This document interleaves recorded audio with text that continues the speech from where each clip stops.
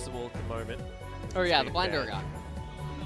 I love this from Keen. I would love this from Keen. They're going to lock it in. The Jacks to be brought towards the top side, and Keen once again going to have a great matchup into Sword. Yes, range advantage is going to be there for the Urgot, but as soon as Purge gets pressed, you press Counter-Strike and you watch all them bullets just ping off your spinning whatever weapon he's decided to go with. I'd like to see a fishing rod. This is a really scary spot to be in if you are Griffin. Now, they do have the Rise against the Lissandra, like what I talked about in a possible solution that they could have had in game number 1. Yep. So at least they have it here in game number 2, but Afreeca still have a much better team composition than Griffin here in game number 2. And this is really concerning. Especially in the early stages of the game, right? I feel like it's once again going to be an example of Afreeca Freecs having a lot of priority around this map. In the early stages of the game, of course, you want to get that tier stacked up as the Rise, and the Urgot as well has been nerfed into the ground. Kalista isn't necessarily phenomenal in the early game, but should be able to get work done here against the Afreeca Freecs. Once again, bastion of hope for Griffin is bottom side. And on the side of Afreeca, the Jax is a ticking time bomb. Oh, yeah. That Griffin is going to have to be extremely afraid of. Kha'Zix has amazing setup synergy with the top and the mid lane. Talk about gankable lanes for a Kha'Zix as well. I mean, if you're gonna build a composition around having a Kha'Zix in the jungle, you want to be able to build CC, and every single one of these lanes has ways to set up ganks very, very effectively. I really like what the Afreeca Freecs have put together, and I really like the fact that we've seen 2 rosters that have worked out twice in a row here for Afreeca. Let's get into game 2.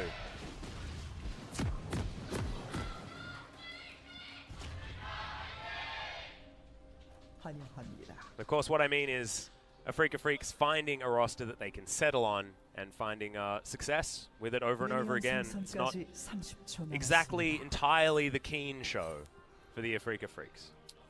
And up there in the top lane, Sword will have the spellbook on Urgot as Afreeca. They have locked in and selected the Savant of Psychological Warfare, which is the Cowbell Alistar. Oh, beautiful, isn't it? It is. Just when he taunts, yep, there's nothing better in League. I know, and it just reminds me of Christopher Walken every time. It makes me so happy. Okay. Well, Griffin just going to be playing things very carefully in the early stages of the game. Do you know what this Rise skin reminds me of? It reminds me of Christian Bale. Oh, yeah. The really skinny, which one is it?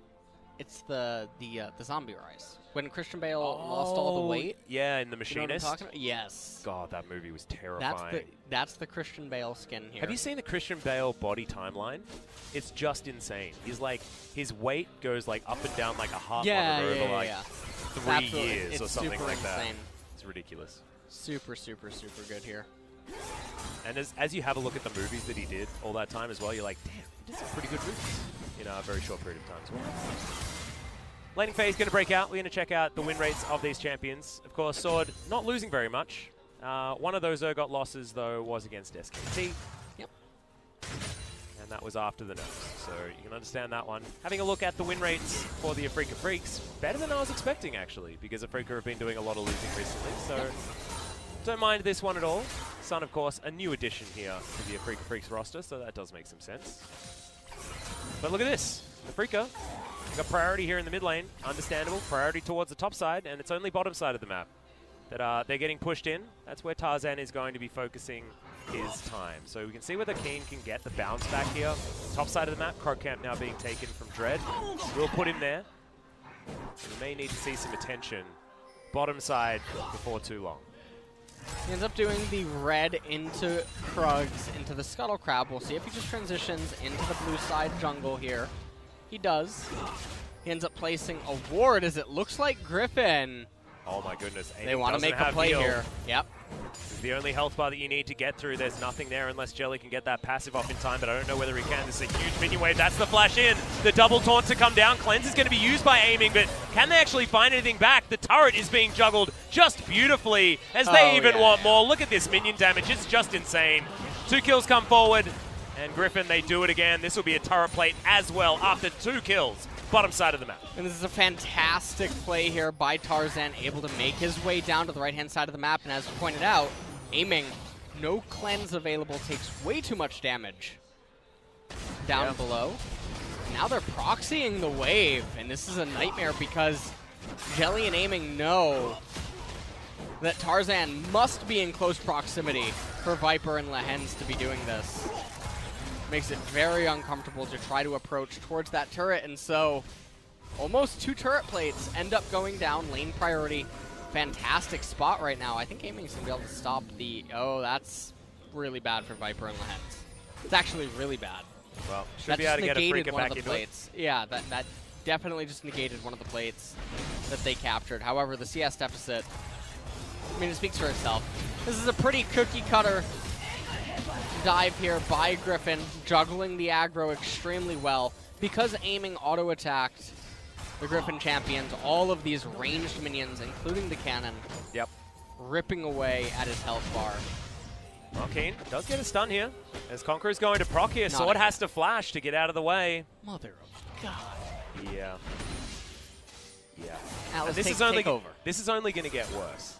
That's the really horrible part here if you're a Griffin fan, is that is just a sign of things to come. But next time, Keen's probably going to flash after him and kill him. The time after that, he won't need to flash. This sort of reminds me of the Twitch Rivals LoL tournament, right? Where you had some teams that had like 2 challengers, and then they had the Gold 4 player that was in like mid or top, and just have to try to throw them on a tank and pray. You know, so that's the vibe that I'm getting. Yeah? I don't know whether I'd be that harsh to good old Sword. He's had some moments. All right, I'm being a little bit overly aggressive. That being said, he's not playing great, so there is certainly elements of truth, but it's a rough time. It is certainly a rough time. The Urgot going to have some relevance in team fights, and you know, he's farming all right at this point. So and also looking for some positives. There you go. That's what I can muster. Yeah, it's important to note that Keen is he's arguably the best top laner in LCK. Yeah. And so it is rough for him. And I think that this is going to be the matchup where Sword really will show as one of the issues that Griffin can have in the early stages of the game. And it's not like he's going up against a top laner that's a pushover or something. Absolutely not. And he also has a rough matchup here in game number 2. Yep, there's a lot of bad news stories here as Tarzan's going to have to just safeguard his way over the wall. Does so very easily. Next Drake is going to be that mountain, so a better one here. And likely going to see Freecs go for the contest. But you're not going to be likely to see Sword contesting anything, as Keen has just got him shoved in over and over again, and he's got a gigantic CS advantage as well. Flash about halfway off cooldown here for Sword. Not a lot of opportunities when the turret is hogging all of these minions though. So Dread, no opportunity for a gank or anything like that. He's just power farming as best he can on the Kha'Zix. And is this one of those games where you want to send your Kha'Zix towards the bottom side of the map? Or is this one where you want to try and win your side lanes or your solo lanes a little bit more than you otherwise would? Well, the Lucian, when he's put as far behind as he is, you know, generally there's the philosophy that you don't try to put out a fire, you try to start one elsewhere. Yep. When you have a losing lane, and he's just so far in the hole right now, it'd be very difficult to salvage that lane state. So I think just making sure that Keen can do his thing and transition into the later stages, that's where you can hope to find the most success, especially if Lysandra can get some sort of a priority and you can do 3-man plays against the Urgot up in top lane, especially because the Mountain Drake won't be coming up until 3.5 minutes from now, so there's no need to get right-hand side priority. There's no reason to focus on the right-hand side of the map, and I think that all the attention has to be brought up here in top lane, and I really like what Keen's doing. There is such a massive spellcaster minion wave on the side for Griffin Sword, and this is going to give Keen the potential to permafreeze if he wants to look for it, although it does look like he's inviting it into the turret, which is very surprising, because Kha'Zix is in such close proximity. One of the things that I do like, though, is the opportunity of going for a Rift Herald in a few minutes. Is going to have to hold that thought for a moment. As Dread's going to dive on forward. Flash immediately going to be used. Void Assault going to get The Kha'Zix's out of there, but this is not going to be the case on the bottom side. Jelly will go down, just level 5. Doesn't have the ultimate available, and that's just a 2v2 kill going over to Griffin. Griffin looking a lot better here in game number 2. They have the gold advantage. Remember, no flash as the ultimate does come in. Chovy should be going down here as Sun picks up that kill, but it's a great kickback from Tarzan. Okay, Dread, can you find this one? Oh, had the isolated target, but isn't going to go for it. Aiming. Yeah, wants to come on over, gets the flash in. There's the piercing light. As Ardent plays is not enough, and Lahens saves the life of his jungler. And it was really unfortunate. It looked like Dread wasn't on the same page as Aiming, as he was trying to do something, and had he been able to pick up the kill on Tarzan there was such a big bounty that would have really helped propel Lucian back into the game. And so, very unfortunate there for Afreeca. Close call for Griffin as we take another quick look at the replay here. Yep. Uh-oh. Speaking of which, this isn't a replay, guys. This is Keen trying to kill Sword before he goes down. He's going to be able to do so. Now, Lahens, no damage available. Grandmasters might keeping Keen alive. And is he going to do it again? Top lane is looking really rough right now. Down 25 CS.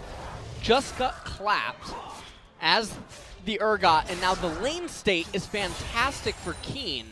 Yet again. Oh my goodness. Oh man.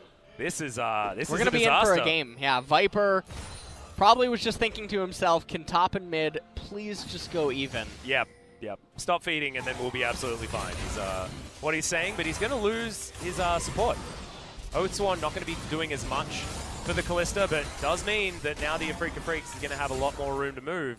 And this is what happens. If things go wrong elsewhere on the map, then Viper can't actually play with his lead. Because there's going to be 2 people against him on the bottom side, and he's just going to have to try and trade farm instead of pushing that advantage further. Going to check this one out one more time. Chovy does fall down, but this kick is fantastic. Bit of extra damage there. Sun easily goes down as Dread. Oh, not quite enough. Nice 2-man kick, and we'll just take another quick look at this. So Sword ends up missing that Q. He hits the flip, ults a little bit prematurely, I believe. Yeah, it dissipates. Yeah. So Keen able to get that kill right there, and Lahen's not able to do anything. Triumph is really nice there as well. Looks like it's just another day in the office. Did so well, Keen. Nice work, Keen. Galio, no spells. Well, he's right. Looks so calm and collected. Yeah. In a lot of these situations. It's definitely a mark of a very good player. A lot of people will get anxious in high-pressure trades and moments, but he seems so cool and calm. And here in game number 2, he's definitely looking like he can maybe be the saving grace yet again for Afreeca, as he has been in a lot of games this season. Exactly, but what I want to point out is the fact that the Afreeca Freecs are playing a beautiful macro game here as well. I mean, Dread throws down Shelly towards the top side of the map. She's going to be able to grab herself a charge and feed even more money into Keen. That's assuming Shelly actually is able to get a charge off. She was so close. As you can see, there's a whole bunch of extra money. Another plate's going to come in here. Shelly's just going to keep on punching. I think Keen's going to get 5 plates. Oh my goodness. Oh man. They trade it for a mountain, and now you can guarantee that this tower is going to go down. And I Viper's looking to trade, but is this actually worth it? As Jelly is level 6 now, they might be able to survive underneath this turret. Taunt not going to be followed up on as Tarzan gets out of here, and they don't even get this tower. Falls down top side of the map in favor of Afreeca. First turret going over to Afreeca. Gold score is all but nullified almost. As finally, another turret going to go over here for Griffin. 1.4k gold lead on the side of Griffin. They have a Mountain Drake and an Ocean Drake. And but Keen, he's very big. He is super huge. He's going to have his Trinity Force probably when he goes back home. But what I wanted to talk about was the fact that Viper on the other side of the map is also extraordinarily strong. He's going to be very close to his 2 items, and mid-game is exactly where you want to be fighting. For the Kalista. So it'll be about the Afreeca Freecs and whether or not they can play around having this very strong Jax in a side lane, or whether the team fighting from Griffin is just going to reign supreme, because we know that when the mid-game hits, they are able to get these skirmishes and play them out very well. Looks like Keen actually maybe wants to stay going up into top lane. He's waiting on Fountain for quite a while. I'm assuming that he hasn't. Okay. Yeah, Trinity Force is done at 13 minutes. I'm impressed. Whoa. Whoa. Whoa. Clip that, guys. Clip that. Trinity Force is completed as Sword probably not sure what he wants to do in a situation like this. Lucian going to be very close to completing that Blade of the Ruin King. But that's up against Viper, who's already got his done. Also has Boots 2 completed and a cheeky dagger there. With a stopwatch available, he's almost fight ready. We're going to get some skirmishes here, and they've already moved him towards this mid lane. It's going to be answered by aiming. As you can see, Keen playing very respectfully on the top side of the map. 10 seconds until the plates fall down. And it's basically just bot lane and top, but Freecs also able to get one of the plates in the mid lane, means that they were able to get a little bit more of that global gold as that started. So Jack's trying to commence the split push as Tarzan looking for a kill here onto Sun. Yep, he's going to be able to take the claw out, and Tarzan tried to get the kickback, I guess, but wasn't enough. Yeah, really uncharacteristic miss. That was a very strange maneuver there. Yeah. Didn't want to invest flash, I guess, so went for the safeguard kick play, but that didn't work. So now we have a stalemate occurring here in the mid lane. Keen is in close proximity. Tarzan, oh no. Oh, there's the flash in from Sun. He wants to be able to get this one. The ultimate available from Sun is going to use it as they look to lock down. They do pick it up. The Rise is the one that gets it as Chovy goes down very low, aiming with the culling, but Tarzan is going to survive. Big knock up, Realm Warp now to try and follow as Dread's going to get put into the grinder. It's a double kill for the Rise. 7-2 now as Griffin. We mentioned this. Their skirmishing is phenomenal at this stage of the game, and Fed Jacks or no, you're not able to get anything done. And that was a really big pickup right there by Sword as well to try to propel him back into the game as well. And it looked like Tarzan was almost certainly going to go down there, and that would have been very unfortunate because his bounty would have just been donated into the hands of Griffin. And now, mid-tier 1 turret looking to likely be raised here. Yeah, no culling available from aiming, but they're running out of minions just a tad. As, they do take down the turret. Aiming trying to get some damage back, but just doesn't do a lot of that. He's 50 CS behind, 0-1-0. This is what we've been seeing a lot, actually, out of the Lucians. I feel like Lucian has really taken a bit of a backseat from being perma-ban status to now not exactly finding the wins. Tarzan trying to keep himself alive. The hero's entrance positioning was just phenomenal. And they weren't able to lock down Tarzan. Aiming's culling not the cleanest as Keen was in a full-on retreat.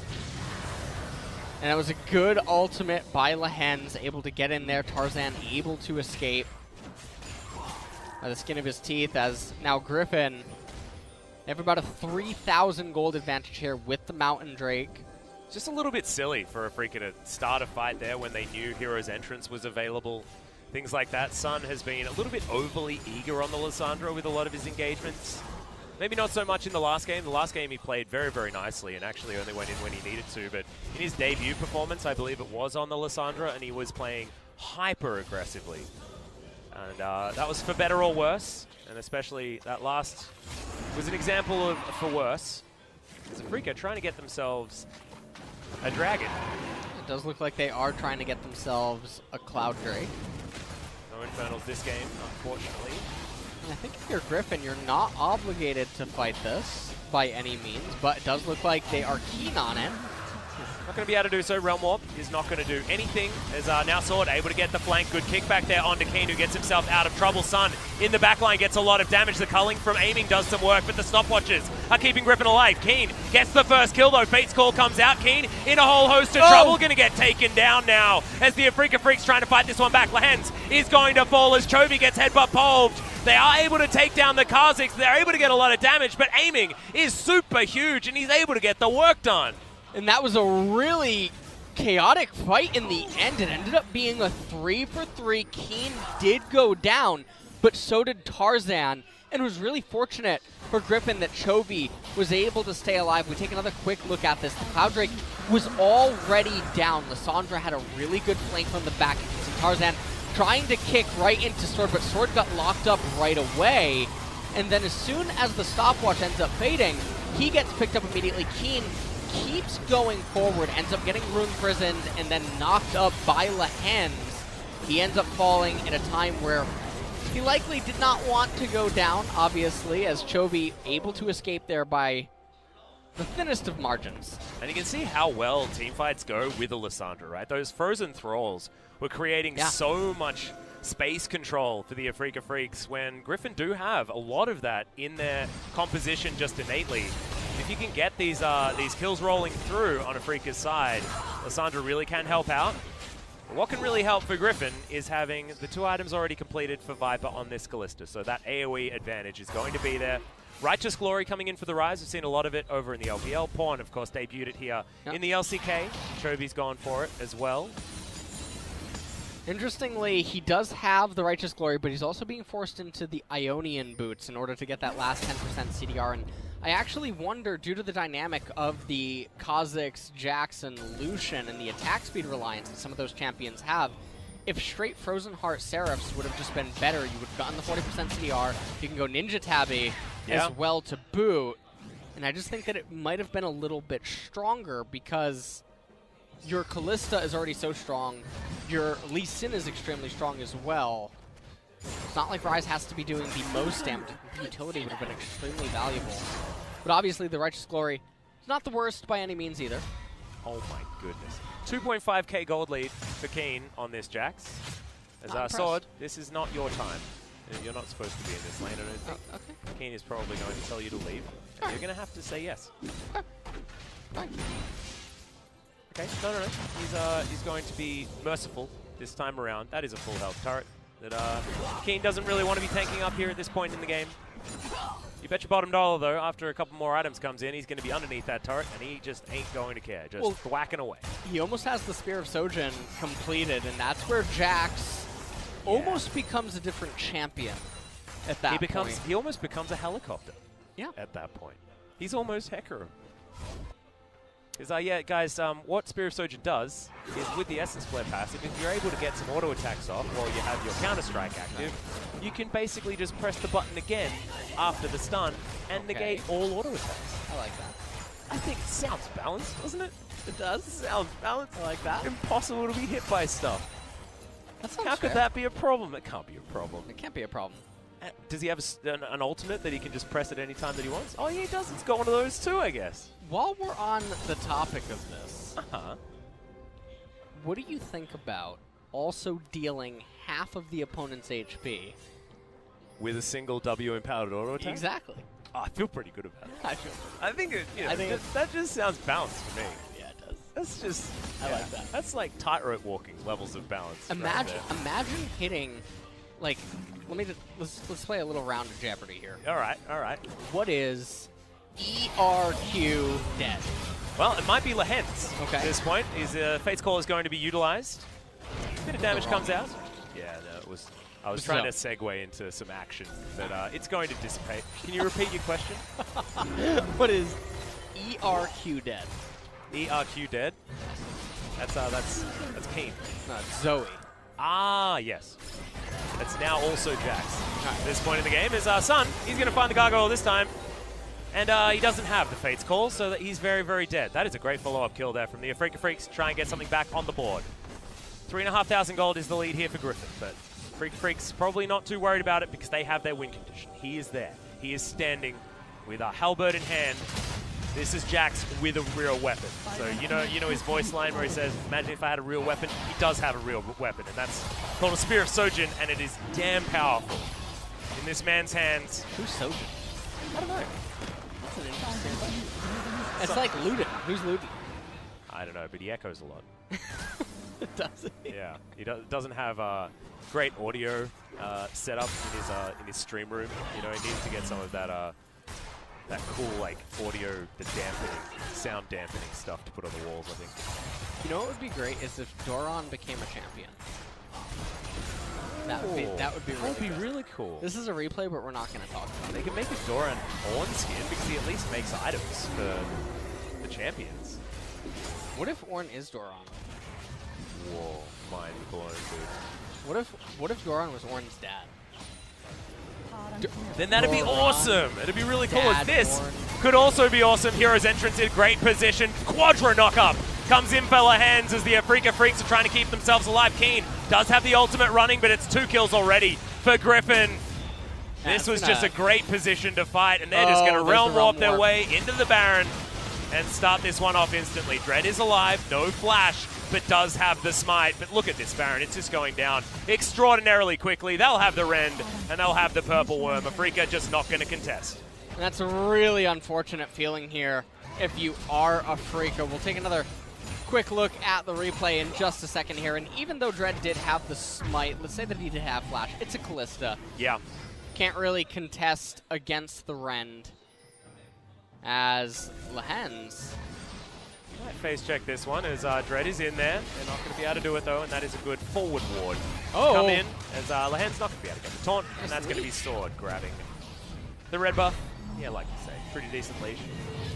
And one of the real problems here in this game is look at the level disparity between champions. We'll take a look at that in a second here as Chovy, he gets locked up right away, but it doesn't matter. Galio, really cool champion. Seraph's Embrace as well to boot. As Keen is just not able to deal any damage. He got exhausted, he got kicked right out of the team fight there. Yep. And then Sun not able to deal any damage on the Lissandra via the engagement. And so now coming back into live, take a look at the level disparity. You have 3 level gap on support, 2 level gap on AD carry, 2 level gap in mid lane, a level and a half, almost 2 in the jungle, and then Keen's ahead, but Yeah, Keen's ahead. that's But because I'm impressed with that. he's like basically the only champion on this Afreeca roster at the moment. I feel like Lissandra has been getting some stuff done, but look at these CS margins, dude. It's just out of control.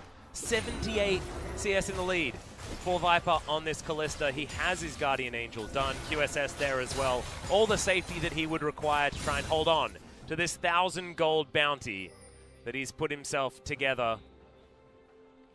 It's real scary stuff. But the Baron hasn't been utilized to such great effect here at this point in the game. Freecs have been able to clear out the minion waves. As here they are taking their time, and I like what they're doing. If people are wondering why not push that wave immediately, look at where Ryze and Urgot are. I think they're waiting to synchronize the push with the Ryze, as well as just making sure that the champions are all in better positions, so that when they do end up crashing the wave, they can use the temporary time to do other things. Also, give Afreeca Freecs as little time as possible to actually make their lane assignment calls. It's going to be Sun waiting up towards the top side of the map, though, and so far, Griffin haven't been able to truly find anything. Dread just lying in wait. Wants to try and take down Tarzan. That's going to be a difficult thing to do, even if he is a Kha'Zix. Viper and friends trying their best to get something done here, as Chovy still meanwhile up in the top lane. Ryze, I mean, he presses buttons. And our Sun almost dies because of that. And that's going to open the door to this inner turret top side of the map. King goes back down bottom side though, and Sword isn't going to be able to respond. We'll have to press his Ghost button before he can teleport, as you can see. Spellbook giving him that one, but Ghost certainly going to help him stay alive against the Urgot.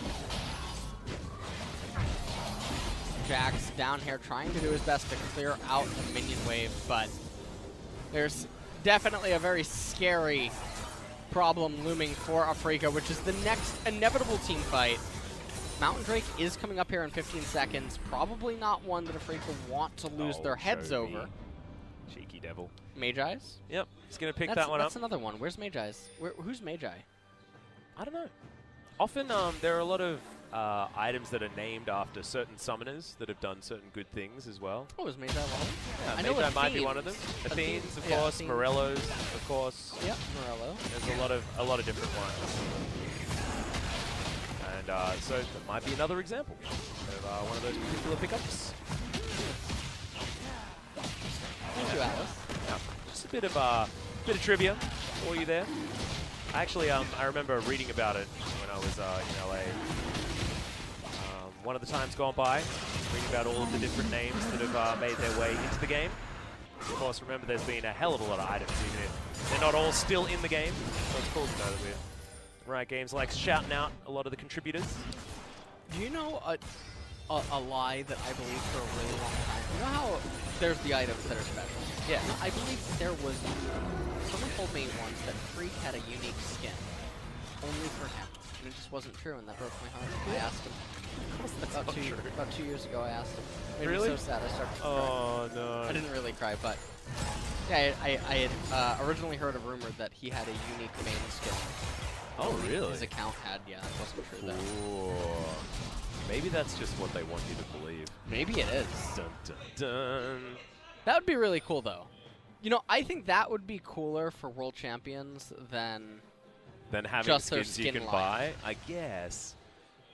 Or if they had a special chroma for it. Yeah, that'd be cool. That I would be think cool. like don't give them the entire skin. Yeah. Tarzan might actually be caught out here. Gonna get the kickback though, and he's survived for so incredibly long. Into the grinder. That's a great fear to come in onto Keen, but he's keeping himself alive for now. Counter-Strike once again going to go off. Does now have the stopwatch. We'll see whether he'll have that one available yet again, but that's the double kill as the Jax goes down. That could be the last nail in this coffin as Chovy's pushing up to the inhibitor turret. Sun had to go into his Zhonya's, and he'll have to get the hell out of there. Afreeca Freecs lying in wait. Oh, I think that they want to kill Sword. Oh, nice cancel there. That is definitely really good gonna headbutt be- home. They should be able to grab this kill pretty easily. Doesn't have the fear beyond death, of course. Remember, piercing light's going to be enough to do it. And aiming grabs that one, so that is some respite. But now we've got the Baron being started up. We've got Viper there, available to help out as well. Inhibitor is going to go down on the top side. And Chovy now looking to push forward into the mid lane as well. This Rise is a one-man wrecking crew. This is very solo QS. Yeah. In the sense that it's a one-man party here. Baron going to go down. Nasher Very now, clean. yeah, Very assumed clean. as well, and it's pretty. It's unfathomable to imagine that Afreeca should be able to hold on to the assault that's going to come to the mid inhibitor as well as the bottom inhibitor turret in the coming moments. We take another quick look at how this all transpired. Tarzan going on to the Krugs. And once again, they just get jebaited. The And Galio has is been so incredibly pivotal in every single one of these skirmishes that Griffin has won. Every single one. Yeah. Keen ends up using the stopwatch, flashes so away. close. He almost did get away. He did. That was Not quite. right on the edge of the corrosive charge. It's really sad. Yeah, really sad. Actually, because we didn't get to see it, of course, because things were happening elsewhere. Did you shed a tear? No. No, I didn't. No, either. I didn't. Wasn't impressed. No. I think it might be the illness. I've done my very best to clog my sinuses. Do you know what I saw the other day? I just looked up and I saw the advertisement for the sponsor of the LCK, the Uri Bank? Uri Bank. Yeah. Yep. Have you seen the LCK card? Yes, I have, and it's super awesome. What's also super awesome is this potential team fight right now as Jelly gets a big pulve onto Viper. He's got a Guardian Angel, though. He's absolutely fine. Fate's Call just to continue this fight moving forward. And that is going to be the Cow Dead. That is a huge flash forward from Sword. This is why he picks the Urgot as Dread. He's trying to do what he can to get away and dodge skill shots, but in the end it actually just puts him into the death chamber faster. And speaking of which, Lyssandra's going to follow him, aiming.